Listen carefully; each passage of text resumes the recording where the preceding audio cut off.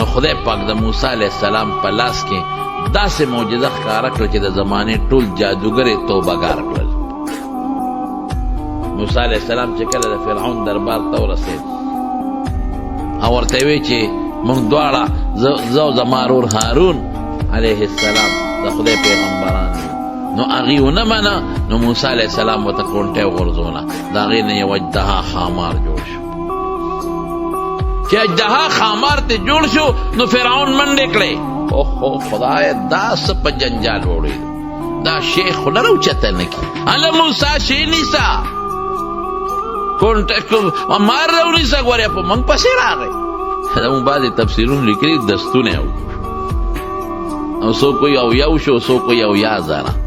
دا ما وی چا شمېرلي دي، د دستونه به چا شمېرل سره. لکه مطلب دا دی چې د یارې نه په سړي خامخا دستونه لګي. څوک 4.5 یادوي او څوک 600 چا کاپي او قلم راغشتې او شمېرلي دي. نو د دې مقصد دی چې دا څوک وایي دستونه، نو عموما اوس هم پښتو کې چې څوک یریږي لکه پرتوګ ولا وګوری وایي، دا یو مقوله غوندې ده. او څوک وایي لکه ده خو به ډېر دستونه کړي. نو موسی علیه السلام کونټۍ راوچته کړه. نو هغه وایي چې دا خو جادو دی، ورېږه جادوګر دله راغونډو. نو موسی علیه السلام هم هوښیار وی راغونډ کړه. نو د اختر ورځ باندې یو ځای کې به په مصر کې میله لګېده، هغې له به د بانډو د یو ځای بل ځای خلک په ډېر لوی تعداد کې راتلل. موعدکم یوم الزینه د هغې دغه ورځ باندې شوه. او فرعون په ټول ښار او علاقه کې اطرافو کې کسان ولېږل، وی چې څومره جادوګر یې راشي. نو جادوګر یې راغونډ کړل. مصر خو د جادو دی، اوس هم مصر کې جادو شته. او ټولو ورته وی ښه که موږ د موسی د لپړ که بیا به سي، وی زما به داسې نږدې یې ما ته چې زما د اسمبلۍ او د مجلس شورا ممبران به یې به ډېره ښه. هغوی رالل او دنیا راغلې ده او هغوی کونټۍ او رسۍ په میدان وغورځولې، هغې نه ماران جوړ شو ړقېدل. فإذا حبالهم وعصيهم څنګه دي یخیل الیه من سحرهم انها تسعى. په حقیقت کې تیماران نو جوړ شوی، خو نظربندي غوندې چل یې کړی و. نو هغه به ړقېدل. نو خلکو یې وګوره. او قرآن وایي وجاءوا بسحر عظیم، ډېر لوی جادو یې غورځاوه. قرآن وایي لوی جادو یې پیش کړ. تر دې حده پورې چې د موسی علیه السلام لکې میره پیدا شو چې خدای دا خو هر یو جادوګر راځي او کونټۍ غورځوي، هر یو جادوګر رسۍ غورځوي، د هغې نه خو بلا ماران جوړ شو. دا به څه کېږي؟ الله ورته پام کوه، ګورې ونه یېرېږي، فکر مه کوه، موږ دې ملګري یو، کونټۍ دې غورځوه. چې موسی علیه السلام څنګه کونټۍ وغورځوله، د هغې نه یو اجدها خامار جوړ شو. او داسې خامار ته جوړ شو چې هغې هغه څومره رسۍ او په لرګونه ماران جوړ کړي وو، الواقع یې تېر کړل. خېټه یې غټه نه شوه. بس جادوګرو خو پوه شو، ګوره مولا پیژني، ناتخوان پیژني، جادوګر پیژني. بس هغې خو پوه چې دا خو جادو نه دی. بس د هغې پوه شو چې دا خو د خدای پیغمبر دی. ټولو په یو ژبه وې چې زموږ د موسی او د هارون په رب ایمان دی. ټول توبهګار شو. دا معجزه وه د موسی علیه السلام. او صیب لاس به یې دغه کې ومنډه د ترخ کې، او چې راوبیسه د لاس نه به یې لکه د سپومۍ رڼا تله. لیکن چې موسی علیه السلام لاړ، معجزې هغه سره لویې معجزې وې. ګورې معجزه خو د پیغمبرۍ دلیلي غټه معجزه. ډېر خلک په دې معجزو خدای مسلمانان کړل. موسی علیه السلام جلیل القدر پیغمبر، خو چې موسی علیه السلام د دنیا نه لاړ، هغه معجزه هم لاړه. بس کونټۍ وروسته وه، خو د هغې نه چې مار نه شي جوړېدی. حضرت عیسی علیه السلام زمانه کې د حکیمانو او ډاکټرانو لوی رواج و، ډېر لوی طب و. د زمانې لوی حکیمان به او لا علاج بیمارو علاج به کېده. لیکن د دوو بیمارو علاج چاله نه ورته، یو د برګي برس او دویم چې کم سړی لون دی لون، اوس هم د دې علاج نشته. حضرت عیسی علیه السلام له خدای داسې معجزه ورکړه چې کم سړي باندې به د برس او د برګي مرض او لاس به پراخ که خدای به جوړو، او چې کم سړی به لوند بلکې پیدایشي لوند، د دا لږ خطرناک لون دی چې په سترګو به یې لاس راکړه نو خدای به جوړ کړ. او دا خو لا وړې خبرې چې برس والا اولون جوړېدل دي په قبر به ته او چې مړي ته به یې آواز وکړي قم باذن الله نو مړی به هم جمدې شو د لحد نه به راووت نیغ به ودرېد. دا غټې معجزې وې. خو چې موسی علیه السلام لاړ نو معجزې مو ورسره لاړې ختم. دا د هغه پورې وې، د هغه نه پس دا معجزې نشته. صالح علیه السلام د هغه دا معجزه وه چې خدای ورله اوښه ورکړې وه. دې ته مطالبه کړې وه قوم. کافر بچو داسې مطالبه کوله چې د آخرت پیدا پکې نه وره دنیا وه چې موږ له داسې یو اوښه راوباسه چې موږ له پی راکوي. ډېره ښه ده. نو اوښه راووته. نو اوښې به دومره پی کول چې ټول به پې مړېدل، کېناستېدل به وله شله به. نو چې داسې اوښی چې پی ډېر کوي نو خوراک به هم ډېر خوري که نه. په ارامۍ غوا خو پی ډېر کوي خو خوراک ته هم ټینګېدل ګران دي. د هغې خوله نه ودرېږي د خوراک نه. یا د چیلې او د غوا په نسبت میخه پی ډېر کوي نو خوراک هم ډېر خوري که نه. نو هغې به خوراک هم کو او اوبه به هم څکلې. نو یو ورځ یې وله مقرر کړه چې په دې ورځ به تاسو د چینې نه اوبه نه څکئ، دا به څکئ. او دې پلانکې علاقې ته به تاسو سرن له څاروي نه بوځئ چې دا پکې څرېږي. نو په هغې بده ولګېده چې دا ولې. نو هغه اوښه یې زخمي کړه. نو خدای پې عذاب راوست. دا معجزه د صالح علیه السلام. صالح علیه السلام لال معجزه هم ختمه شي. عیسی علیه السلام نه دوی مطالبه وکړه یو درستخان د خوراک پکار دی. ما نه وي دا چاټیان خیټه هلکه سمه معجزه د آخرت وغواړئ سپېره بچو.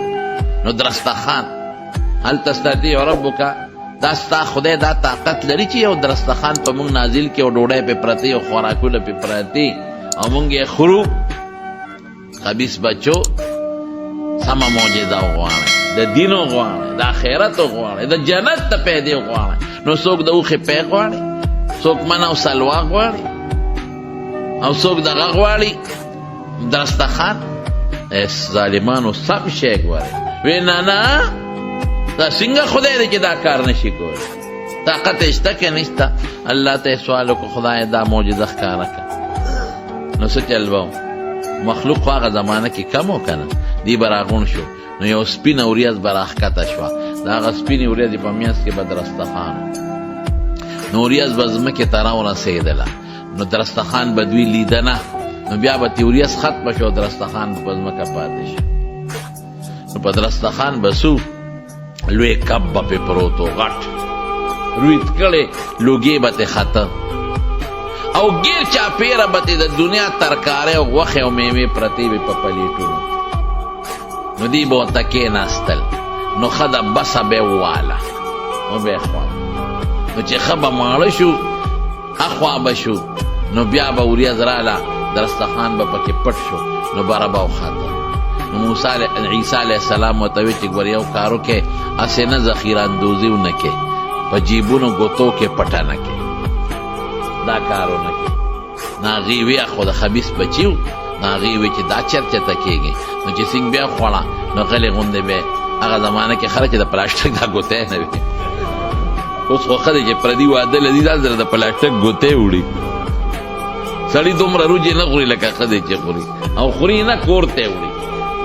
داسې ده که نه؟ یو خو ښځو کې دا یو مصیبت دی، خفه کېږي دی نه بلکې په سنتو د عمل وکړي چې پردي واده لدي ټول د سیل مې واړه سلیمان بچي ځان سره بولي او لرې به وادي چته لرې او د دې لور به چته په هغه دغه کې وادي په پېښور کې او په یو ځای بل دی به وادي په هغه باجا بامخیل او صوابۍ کې. او وی بچې ټیلیفون نن سبا خو موبایل شته بچې د کاکا د ماما د ترور د دوی دی واده دی اګوره ټول راځئ. نو هغه هم خپل بچي ټول راولي او دې هم ورپسې خپل بچي سکول نه هم ورته چوټي کړي او د سیل مې په واده ورشي. او چې په واده ورشي لومبی غوړی راشي نو پلاسټک ګوتی راوباسي، مخکې دی ورته تیاره کړي پکې غوړی ور واچوي. دا په شریعت کې ګناه ده چې تاسو زه پوه کړم.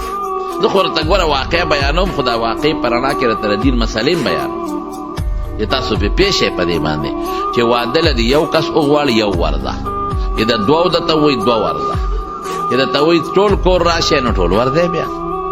او که یو سپینګیري ته وایي چې ته به واده له راځئ نو هغه سره نوکر یا ډرایور تلی شي کدی وته یاد کړی نه نو تلی شي ولې ځکه هغه کوربه ته پته چې دی یوازې نه راځي دې ته دلالته نه ځنو هغه ته پته چې دی بغیر موټر نه راځي ډرایور به سره هغه ته پته چې دی بغیر نوکر نه یادوی نه نشي ګرځي دی نو او سره پکې خیر دې تلی شي او چې ډوډۍ له لاړ شي نو کور ته بنوړي دا دې ته اباحت وي تملیک نه دی دا چې څومره خوړی شي وخوره کور ته بنوړي البته کاغذ ته وایي چې ځان سره یو سا یا د لپه بند کی نو بیا خبره ده بیا وړی شي نور چې ډوډۍ له دې وغواړي نو کور ته وړل په منع دي په شریعت کې دا ګناه ده ګوره وروڼو د دې مسلو نه ځان لږ خبر حلال او د حرام ډېر خیال ساتئ په حرامو خدای ډېر خفه کېږي او رسول الله مبارک فرمایي وایي کومه غوښه چې د حرامو نه زرغون شي بس اور ورسره مناسب دی چې اور یې وخوري نو حرامو نه ځان ساتئ بعضې څیز معمولي غوندې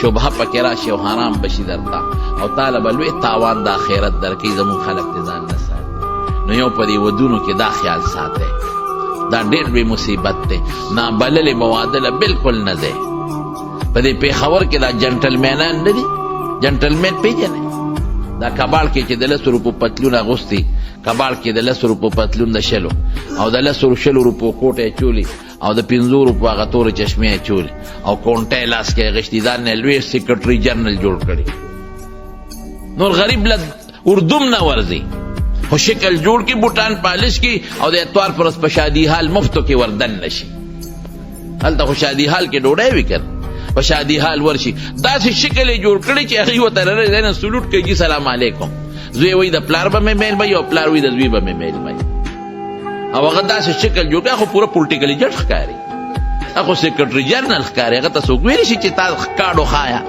ښه مدیدار لاړ شي ډوډۍ وخوري او وښکو باندې جبه ومږې وروځي په خېټه لاس راکاږي بیا په بل شادي حال ورشي بیا په بل ورشي دا ډېره لویه ګناه ده او جرم اکثر په دې ودونو کې موږ ته خلک وایي یاره چې مونږ خو د 400 کسو ډوډۍ بندوبست کړو خو 600 پرې راغلل مونږ خو د 400 کړو 800 پرې راغلل نو دا 800 د اسمان نه شیطانان خو نه راکوزېږي چې هغې یې خوري دا بې دعوته خوري بې دعوته پردی ډوډۍ راتلل دا په شریعت کې ګناه ده دا ناروا دی او حرام دی دې له بالکل نه ورځئ چې دعوت د له څوک درکړي نو ورځئ به نو هغه عیسی علیه السلام ورته وایي چې خورئ دا شی وګورئ ذخیره اندوزي به نه کوئ نو دی به غلې غوندې د جیب نه سامان راوویسته ټوکړه موکړه او د هغې نه به یې شیدونه راواخېستل به پکې وتړل او تختول به یې کورته نو خدای ورسره څه چلو که الله ورسره دا چلو که چې بیزوګان او خنزیران ته خدای جوړ کړل کولی شي که نه شي کولی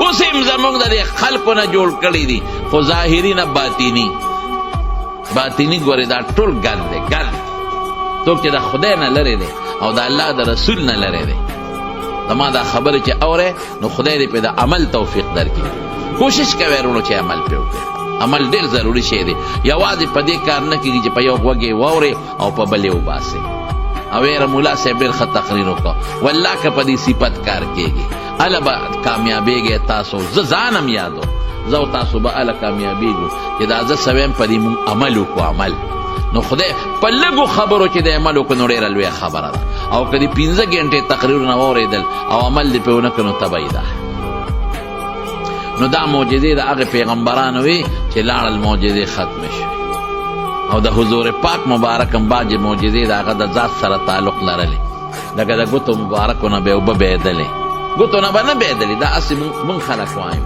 داسې نه وه یو موقع نه په ډېرو موقعو کې اوبه خلاصې شوې وې صحابو ته تنده ولګېده نو رسول الله مبارک به د لاس مبارک په اوبو کې کېښود نو صحابه وایي د دې ګوتو په دې میانځ کې به اوبه داسې راخوټېدلې لکه د چینو په شان دی اوس دا معجزه وه دا د رسول الله مبارک سره وه چې هغې لاړل دا معجزه ختمه شوه د هغه د صحابو نه یا د بچو د لاسونو نه میانځ نه اوبه نه دي راوتې یا داسې نور هم ډېرې معجزې شته یو سفر کې یو صحابي وی اوبه نه وي نو رسول الله مبارک یو څو صحابو ته چې لاړ شئ او اوبه وګورئ ځکه ګیر چاپېر اکثر دا غرونه مرونه په دې سفر کې د غر شاته به چېرته چینی وایي چې مونږ لاړو نو په لاره کې یو ښځه مخې له راغله نو ښځه په اوښه باندې ناسته وه او د اوښې نه یو خوا یو مشک اویزان د بل خوا ته مشک اویزان مشکونو کې اوبه وې او ښځه یې منځ کې ناسته وه. نو دې صحابو دې ښځې ته وې ودرېږه ویې دروله وی اوبه کم ځای دي دا مشکونه دې کم ځای نه را ډک کړل مونږ ته ځای وښایه چې مونږ هم لاړ شو که نه. هغې ورته وې پرون دې وخت کې د ګودر نه را روانه شوې یم یو شواروز مې شو عربو کې اوبه ډېرې ګرانې پرون دې وخت را روانه شوې او خلک سړي مې نشته بار دي نو د اوبه وله زوړه نو بس هغې هغه اوښه د پړي نه ولېمو نبي علیه السلام له ښځه اوښه بوتله وی صاحب دقه ښځې سره دې مشکونو کې اوبه دي او دا وایي چې یو شواروز اوبه لري. نبي علیه السلام هغې ښځې ته وی راکوشه په قلاره په طریقه یې ورته وی کوشوه او ورته یې وی خفه کېږه مه ستا اوبه نه کمو خو مونږ ته حاجت دی. هغې وی زما نه کموی نو چې څه خوښی نو په زور پاک د هغه مشکونو خولې یې کوله وکړې او اوبې ته راغشتې څومره صحابه چې ټول سیراب شو او صحابه سره چې څومره څاروي هغې مسکلې او صحابه سره چې څومره مشکونه هم ډک شو. ښځې ته یې وی ښځې ګورې ستا اوبه مونږ نه دي کمې کړې مونږ له خدای اوبه راکړې الله راکړې بلکې صحابه وی هغه مشکونه چې کله یې اوبه نبي علیه السلام را ایستلې نو یې دومره ډک نو لکه وروسته چې څومره ډک وو. نو بیا پیغمبر علیه السلام صحابو ته وی دې ښځې نه مونږ ته خدای یو خیر راورسو نو دې له څه تحفه راغونډه کې نو هغې وله سامان جامې جوړې ستوان کجورې چې څو راغونډ کړل نو یو غوټه یې وله کلکه وتړله نو ښځه یې په اوښ سوره کړه او هغه غوټه یې ورته مخکې کېښوده. ښځه خوشحاله شوه چې کلي ته لاړه نو خلکو ورته وی تا خو نن لیټ شوې پلانکې وی یو لاره کې یو سړی را باندې پېښ شو وی ما ورته کتل او زما اوبو سره لوبې ټوقې کېدلې دومره اوبه د مشکونو نه ووتې چې د حد نه وتې او بیا د ما مشکونه هغسې ډک یاره وی یا خدا هغه د آخرې زمانې پیغمبر دی رښتونی او یا غټ جادوګر دی وی د ځمکې او اسمان منځ کې د ده نه غټ جادوګر بل نشته او یا دا پیغمبر دی. نو صحابو چې به د دې په علاقه راتلل او جهاد به یې کو نو د دې نه ګیر چاپېره به یې جهاد کو د دې ښځې قوم ته به یې غږ نه کړو نو دې ښځې یو ځل دا قوم راغونډ کړو وی تاسو پوهېږئ دا صحابه راځي او ګیر چاپېره په نورو علاقو کې جهاد کوي او مونږ ته غږ نه کوي دا قصدن مونږ پرېږدي هغه زما د اوبو هغه شی پړه کې پروت دی نو ایمان پې نه راوړو نو دا ښځې سره ټول قوم ودرېدل او ټول لاړل او په رسول الله مبارک ایمان راوړل. نو بهر کې معجزات د حضور پاک دغه و هغه د هغې د ذات سره خو یو لویه معجزه د نبي علیه السلام مبارک هغه د هغې په ژوندم و اوسم ده او بیا به مي چې هغه قرآن شریف دی. قرآن شریف د حضور پاک په معجزاتو کې غټه معجزه ده علمي معجزه ده علمي او د پیغمبر علیه السلام په زمانه کې مو او اوسم ده او بیا به مي انشاءالله